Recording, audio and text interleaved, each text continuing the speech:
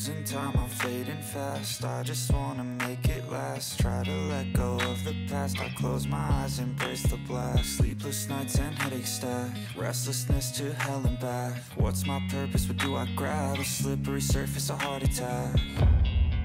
And sometimes you just gotta believe there's something that'll give you relief. There's something that'll have what you need, what you need.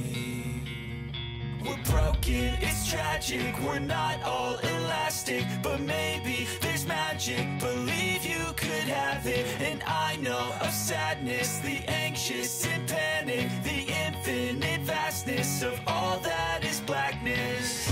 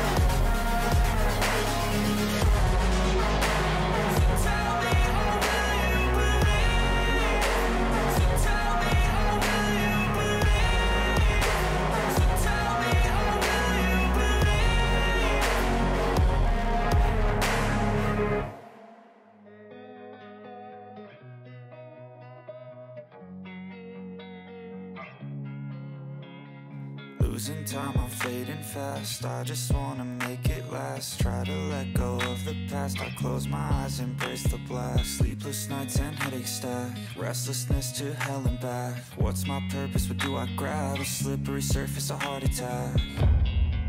And sometimes you just gotta believe there's something that'll give you relief. There's something that'll have what you need, what you need. We're broken, it's tragic, we're not all elastic, but maybe there's magic. Believe you could have it, and I know of sadness, the anxious and panic, the infinite vastness of all that is blackness.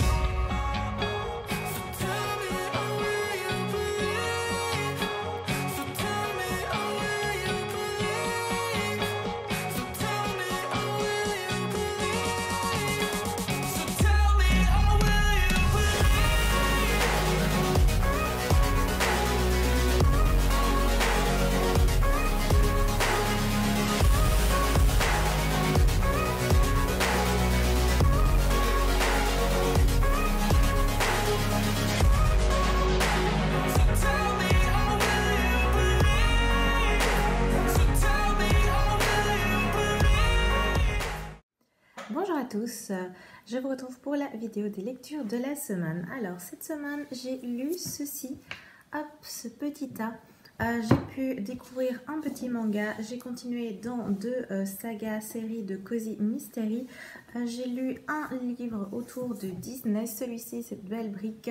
Et alors j'ai fait une découverte que j'avais vraiment envie de faire depuis un petit moment. J'avais vraiment très envie de lire celui-ci, ce qui est chose faite. Je vais vous parler maintenant de tout ça. Et je vais commencer directement par celui-ci, donc c'est numéro 2 des éditions Gallimard. Donc c'est un livre qui me tentait vraiment beaucoup dès qu'il est sorti, j'avais vraiment envie de le lire, mais je vous avoue que je le trouvais un petit peu cher pour le nombre de pages, pour l'épaisseur du roman. Donc j'ai décidé de voir s'il n'y avait pas moyen de l'avoir en seconde main. Je suis vraiment très contente parce que je l'ai eu sur Vinted en un excellent état. Il est en état neuf, donc je suis vraiment très contente d'avoir pu le trouver beaucoup moins cher et du coup d'avoir pu le lire. Alors, au niveau de l'histoire, c'est une fiction qui est inspirée de Harry Potter, de tout l'engouement qu'il y a eu autour de Harry Potter, qu'il y a toujours autour de Harry Potter.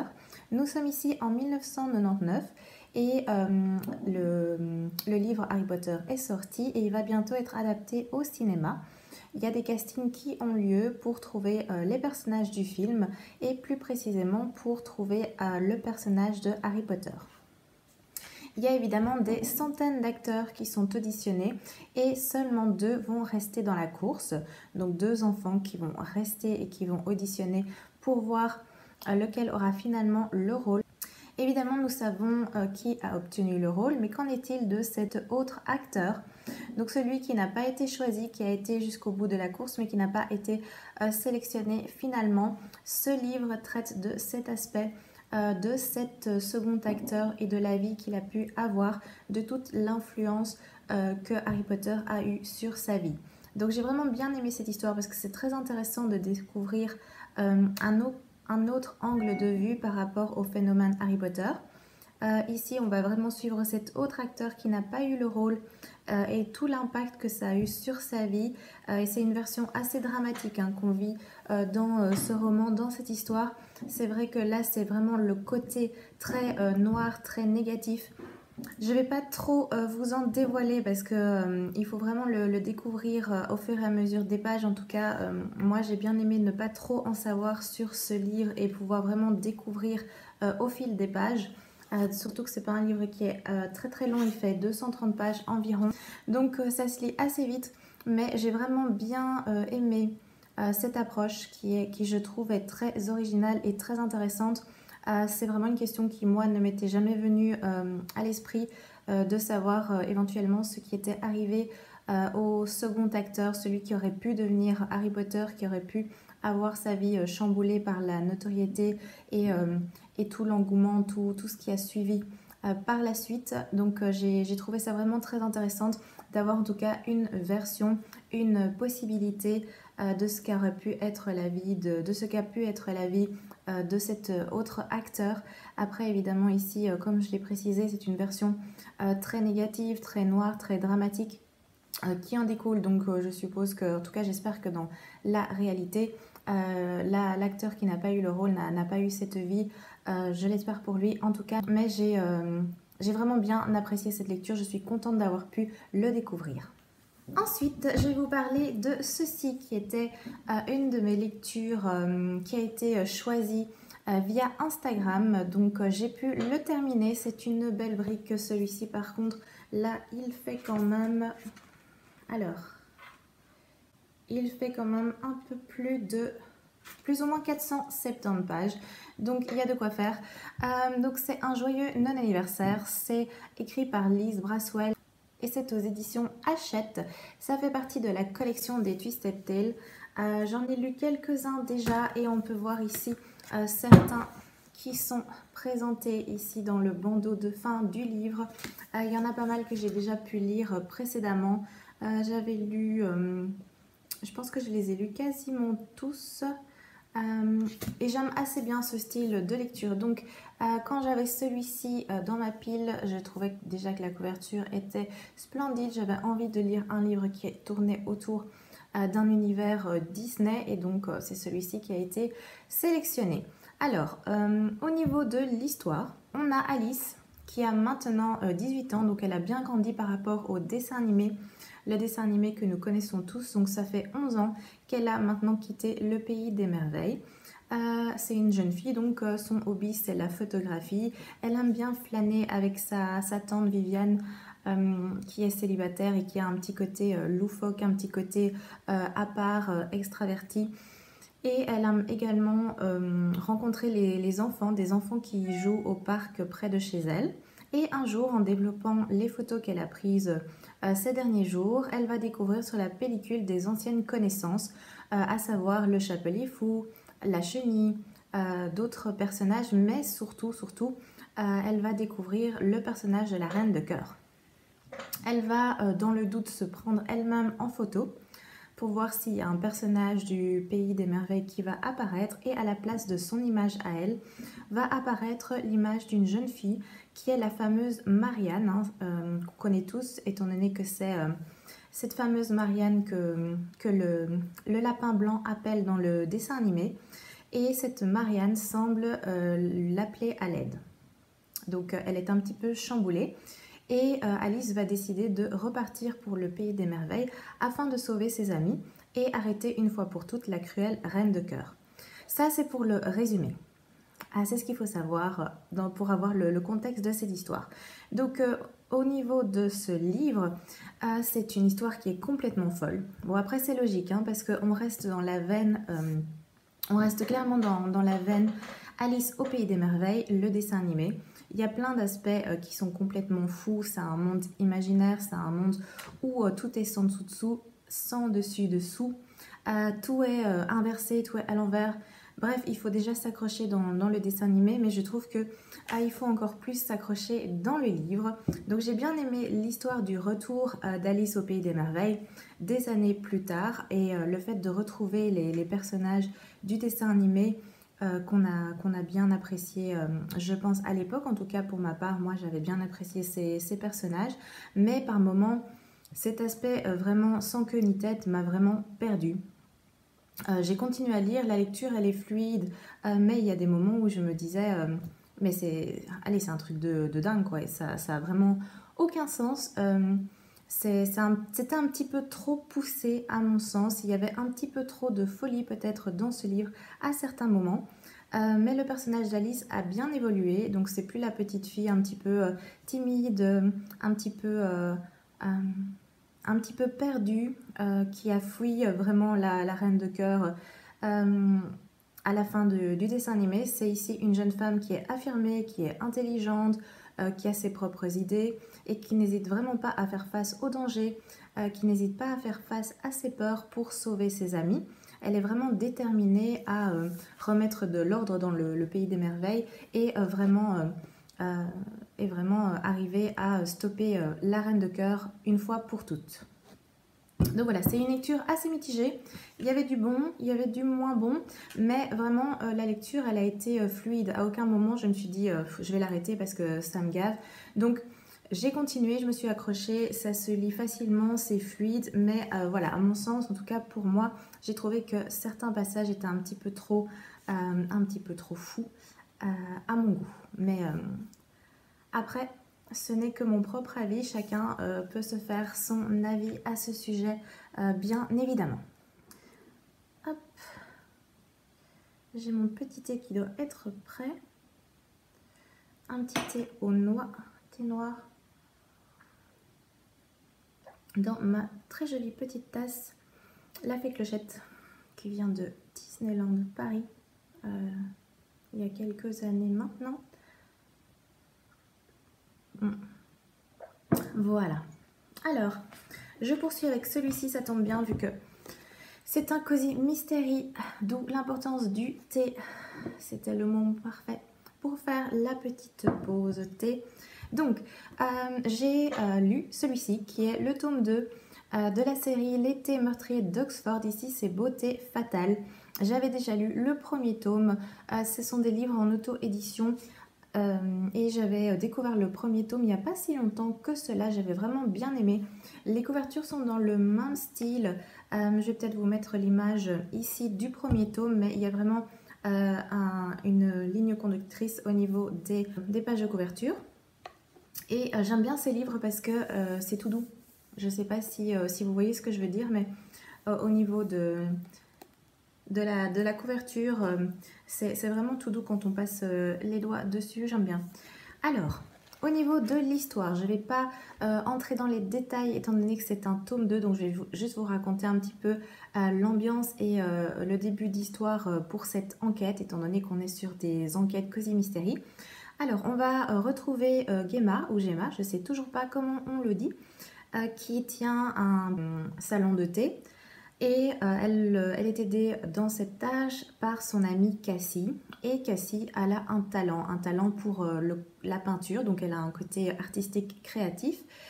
et ces œuvres vont être exposées dans une galerie et il va y avoir une soirée, un genre de soirée d'exposition pour l'inauguration de cette galerie, de ces œuvres qui vont y être exposées. Évidemment, Gemma est invitée par Cassie et on voit qu'elle y va un petit peu contre son goût. Il faut savoir que Cassie a une relation avec le propriétaire de cette galerie et de toute évidence, elle n'apprécie pas vraiment cet homme, elle le trouve antipathique, elle trouve que Cassie change à son contact, qu'elle est plus la même fille. À la base, Cassie, c'est une personne vraiment très indépendante, très aventureuse, très enjouée, joyeuse. Et là, on dirait que son caractère change vraiment au contact de cet homme qui fait partie de sa vie depuis peu de temps. Et durant cette soirée, une jeune femme va venir faire un scandale. Elle apparaît, on dirait qu'elle est un petit peu ivre, ou même beaucoup. Et elle semble bien connaître le propriétaire. Donc évidemment, Gemma, elle commence à se poser des questions. Elle n'a pas beaucoup l'occasion de se poser des questions, étant donné que quelques instants plus tard, cette femme qui a fait scandale va faire un malaise et elle va mourir. Donc les autorités sont dépêchées sur place, tout ce qui est service médical aussi, et on va apprendre que cette jeune femme a en fait été empoisonnée. Évidemment, Gemma va commencer à enquêter et l'histoire va débuter comme ça. Je m'arrête ici pour la petite histoire, mais moi j'ai vraiment bien apprécié ce second tome. On reste dans la même ambiance que le premier, mais voilà, moi j'apprécie cette série. Donc c'est un vrai plaisir de retrouver les personnages qu'on connaît, le personnage de Gemma, le personnage de Cassie. C'est vraiment une chouette série de Cozy Mystery. Il y a le tome 3 qui est sorti et d'ailleurs il est déjà dans mon petit panier de commandes. Moi je les trouve sur Amazon, je ne sais pas si on les trouve ailleurs. En tout cas je les ai jamais vus encore dans des librairies. Et je pense que je vais bientôt craquer pour avoir le tome 3 et continuer à suivre les aventures de Gemma. La lecture suivante, c'est celui-ci, Meurtre en coulisses. C'est le tome 3 des enquêtes de Loveday et Ryder. Je vous ai déjà parlé de cette série de Cozy Mystery, étant donné que j'avais lu les deux premiers. Donc le premier, c'était Le Corbeau d'Oxford. Le second, c'était un pique-nique quelque chose. Un pique-nique presque parfait. Les couvertures se ressemblent, les couleurs changent. Donc ici, on est dans du doré. Et voilà, je ne sais pas si vous voyez, mais il y a un petit reflet quand on passe la lumière sur ici les petits dessins qui sont en doré. C'est très joli. On est toujours à la même époque que les deux précédents romans. Donc on est dans les années 1960. Et on va suivre deux personnages. Donc on a le personnage de Loveday qui est une jeune stagiaire policière. Donc c'est une jeune fille vraiment très jeune. Elle n'a même pas 20 ans. Je crois qu'elle a 19-20 ans, quelque chose comme ça. Elle veut faire carrière dans la police et elle fait face à pas mal de difficultés parce que pour l'époque c'est assez mal vu qu'une femme de 1 travaille et de 2 qu'elle soit engagée dans la police, en tout cas qu'elle veuille faire carrière dans la police. C'est assez compliqué pour elle de percer dans ce milieu-là, de percer dans ce milieu-là. Et on a le docteur Ryder.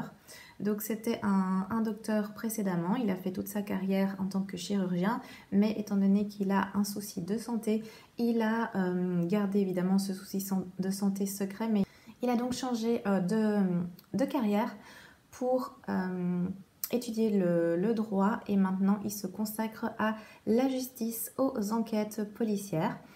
Et ce duo a déjà pu travailler ensemble dans les deux précédents romans que je vous conseille parce que c'est vraiment une très très chouette saga. On retrouve évidemment ce duo ici. Alors il y a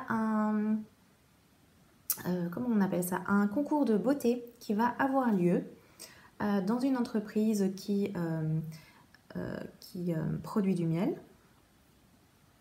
Et il va y avoir pas mal d'accidents. Donc les candidates à ce concours de beauté vont avoir des petits soucis. On dirait qu'il y a quelqu'un qui s'amuse à leur faire des mauvaises farces. Le problème, c'est qu'à un moment donné, on va retrouver une de ces candidates morte. Alors on ne sait pas trop si c'est un suicide, un meurtre, un accident. Il y a plusieurs options qui sont envisagées. Et une amie de Trudy Lovegood va venir la voir. Elles étaient à l'école ensemble quand elles étaient plus jeunes. Et cette amie, en fait, travaille pour cette entreprise de miel. Donc, elle est chargée d'un petit peu veiller à ce que tout se passe bien au niveau du concours de beauté. Elle va venir voir Trudy et lui dire qu'elle est assez inquiète et lui demander si elle veut pas venir un petit peu enquêter, venir surveiller lors du concours de beauté. Donc on va avoir Trudy qui va se lancer dans cette aventure. Elle va pas s'y lancer seule étant donné qu'on a le docteur Ryder qui va l'accompagner. Et évidemment on va se rendre compte assez vite qu'il y a un meurtrier qui agit dans l'ombre dans ce concours de beauté et donc il faut protéger les candidates. J'ai vraiment adoré. Il y a un moment donné où j'avais des soupçons sur la personne, ça s'est confirmé, donc je suis assez fière de moi, je suis contente d'avoir su... d'avoir été attentive aux indices laissés et d'avoir fait le bon raisonnement. Après, je m'en suis rendu compte pas... ni au début ni à la moitié du livre, donc c'était plus dans la partie finale, mais quand même avant la fin. Donc j'ai vraiment adoré. Pour l'instant, je pense qu'il n'y a pas d'autres... je sais qu'il y a la suite, hein. Je pense qu'il y a le tome 4 et le tome 5 qui sont déjà sortis, mais en grand format chez HarperCollins. Moi, étant donné que je les ai commencés ici chez HarperCollins Poche, je vais attendre évidemment qu'ils sortent dans ce format-ci pour pouvoir les continuer. Donc je ne sais pas combien de temps je devrais attendre, mais c'est pas grave, il y a d'autres livres à lire de toute façon. Et enfin, j'ai lu ceci qui est un petit manga que j'ai découvert.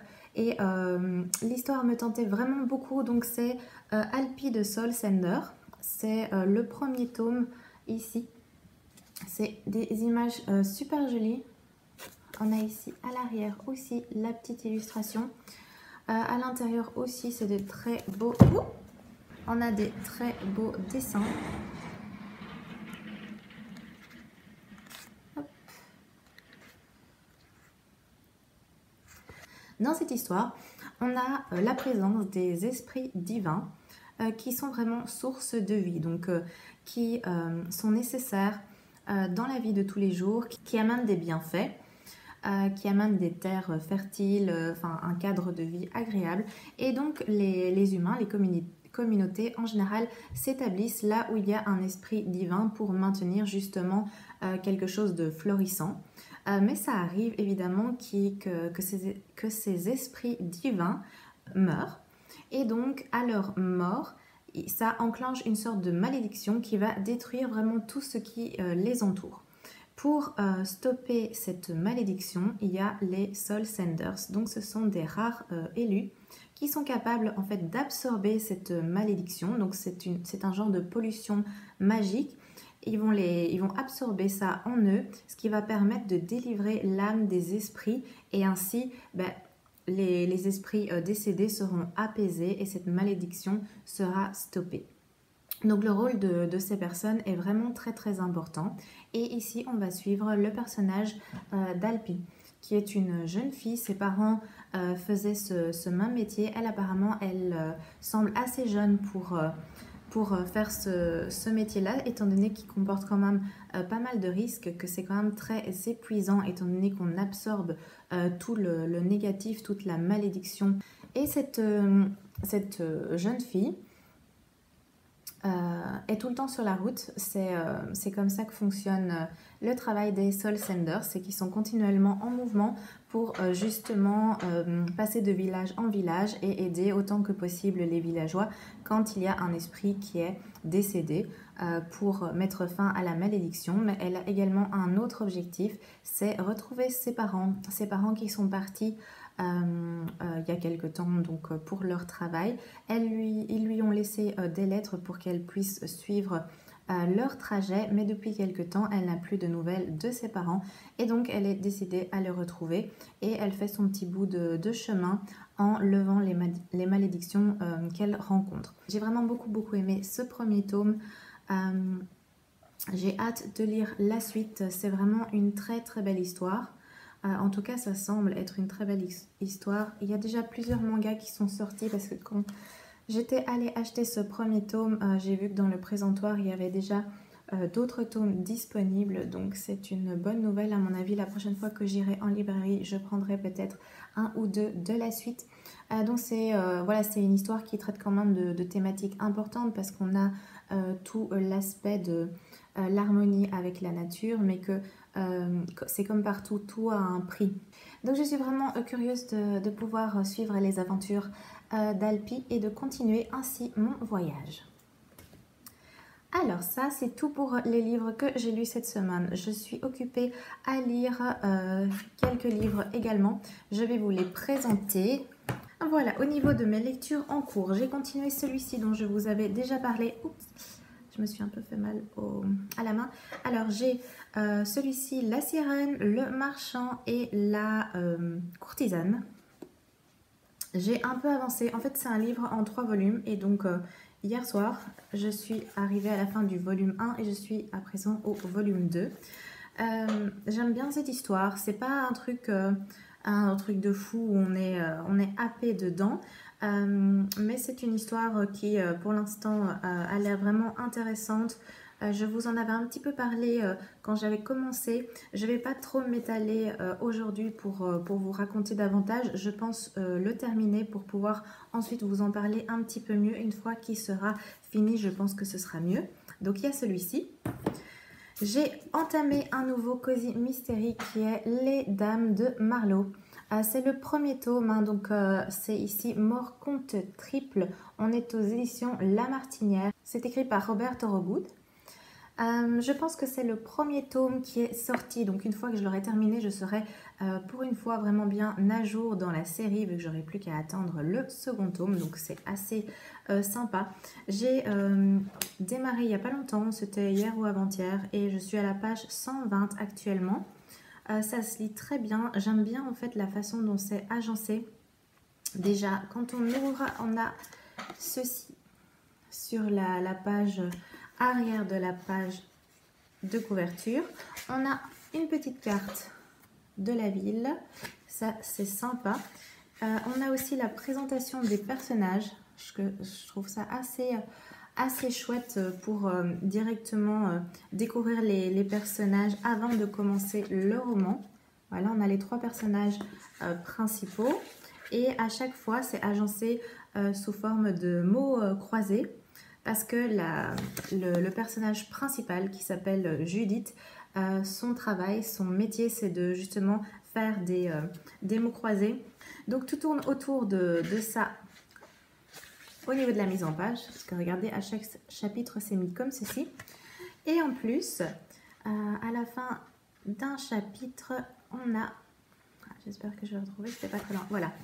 On a sous forme de mots croisés, bilan de l'enquête avec une grille de mots croisés à compléter. Je trouve ça assez sympa. Je ne sais pas si je vais le faire parce que j'aime pas du tout écrire dans les livres. Je n'écris jamais dans les livres. Je ne mets pas de fluo, je ne mets pas de notes. Enfin, pour moi, c'est presque un sacrilège de faire ça. Après, je sais qu'il y a plein de gens qui le font et chacun fait comme il le sent, mais en tout cas...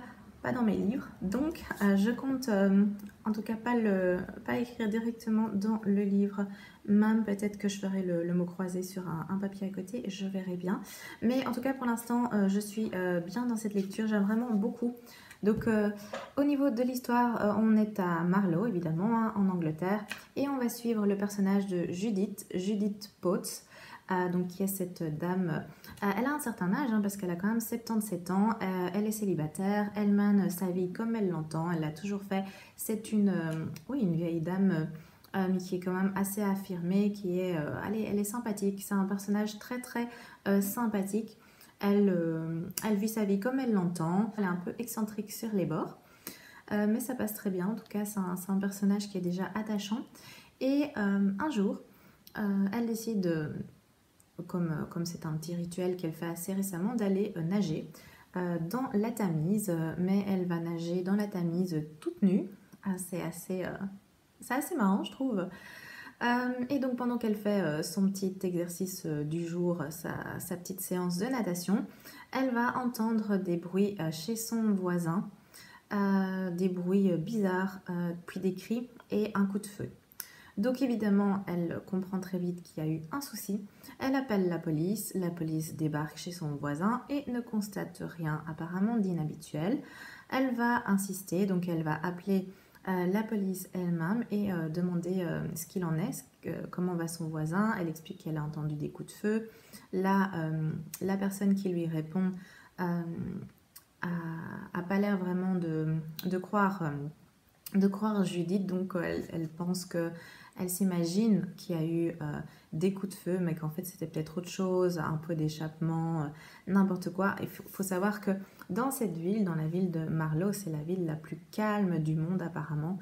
Il n'y a jamais rien qui se passe, il n'y a jamais d'événements violents. Enfin, apparemment, c'est vraiment la ville la plus paisible du monde. Donc, imaginez qu'il y ait quelqu'un qui se soit fait tirer dessus, c'est limite complètement absurde. Mais Judith ne va pas lâcher son intuition et elle va se rendre chez son voisin. Elle va un peu regarder, fouiller dans son jardin et là, évidemment, elle va tomber sur le corps de son voisin. Et une enquête va être menée. Évidemment, Judith ne va pas en rester là. Elle va continuer un petit peu sa propre enquête en parallèle avec la police. Elle va se faire d'autres amis, je pense. En tout cas, elle a déjà eu contact avec deux personnages qui sont complètement différents d'elle. D'ailleurs, ici, ça laisse sous-entendre, vu que sur la couverture, on a quand même 3 femmes. Donc, à mon avis, ce sera ce trio-là. Je vais continuer cette lecture. Ça se lit vraiment très bien. J'aime vraiment beaucoup. Vraiment beaucoup, beaucoup. Donc, je vous en dirai un peu plus la semaine prochaine parce que c'est certain, je l'aurai terminé. Et enfin, je suis dans cette lecture-ci, c'est Les Oubliés de Lamas. C'est écrit par Floriane Soulas et on est aux éditions Scrinéo SF. Donc évidemment, c'est de la SF. C'est un livre qui m'a été prêté bien gentiment, donc je suis contente de pouvoir le découvrir. Je suis ici, donc j'ai lu un peu plus de 200 pages sur cette belle brique qui en fait 620. On va dire que je suis plus ou moins à un tiers de la lecture. J'aime bien, c'est vraiment très très sympa. Donc je vous mets le cadre un petit peu. Donc lorsque l'humanité a colonisé le système solaire, une planète reste inaccessible, Jupiter. Au cours des siècles, les vaisseaux ayant échoué à percer ses défenses ont fini par créer un gigantesque nuage de débris sur lesquels s'est construit Lamas, un bidonville flottant où se réfugient tous ceux qui cherchent à se faire oublier. Kat, physicienne en fuite, est arrivée sur Lamas pour se cacher de ses ennemis, mais surtout pour retrouver Pavel, son frère jumeau disparu sans laisser de traces. Lorsqu'elle rencontre la mystérieuse Jasp, une mécanicienne de génie, qui lui propose d'intégrer le circuit des courses de vaisseaux illégales de Lamas, Kat saisit l'occasion de relancer son enquête en interrogeant ceux qui ont connu son frère. Pilote casse-cou, fasciné depuis toujours par l'exploration spatiale, Pavel est-il encore sur Lamas? Ou a-t-il réussi l'exploit fou d'atteindre Jupiter? Voilà, donc ça résume bien l'histoire et pour l'instant j'en suis là. Donc on suit Kat qui est une physicienne en fuite. On comprend plus ou moins pourquoi au fur et à mesure de la lecture, qui a comme objectif de retrouver son frère jumeau qui s'appelle Pavel, qui depuis qu'il est tout petit a une sorte de fascination pour Jupiter, qui veut percer les secrets de Jupiter, on va dire. Et pour ce faire, il a normalement rejoint Lamas et il a participé à des courses assez dangereuses. Donc Kat l'a poursuivi, en tout cas s'est rendue sur Lamas pour le retrouver et elle fait face à évidemment pas mal de difficultés. Donc j'aime bien cette lecture, ça se lit bien, l'écriture est fluide, c'est prenant. Il y a un petit côté mystérieux parce qu'on n'apprend pas tout sur Kat, on comprend qu'elle a des choses de son passé à cacher. Il y a cette quête pour retrouver son frère, il y a la difficulté aussi de cette vie sur Lamas où il y a plein de personnes évidemment pas fréquentables, et étant donné que c'est le lieu sur lequel se rendent tous les les brigands, les pirates, je ne sais pas comment on peut les appeler, bref, des gens pas très recommandables. Mais donc voilà, c'est vraiment une chouette lecture. Je vais continuer. Il y a quand même pas mal à lire. Je ne sais pas si je l'aurai fini pour la semaine prochaine, mais en tout cas, une fois que ce sera fait, je vous en parlerai. C'est tout pour mes lectures de la semaine, mes lectures en cours. Merci d'avoir regardé la vidéo jusqu'ici. N'hésitez pas à me dire si vous avez lu certains des livres dont je vous ai parlé. N'hésitez pas à me donner votre avis.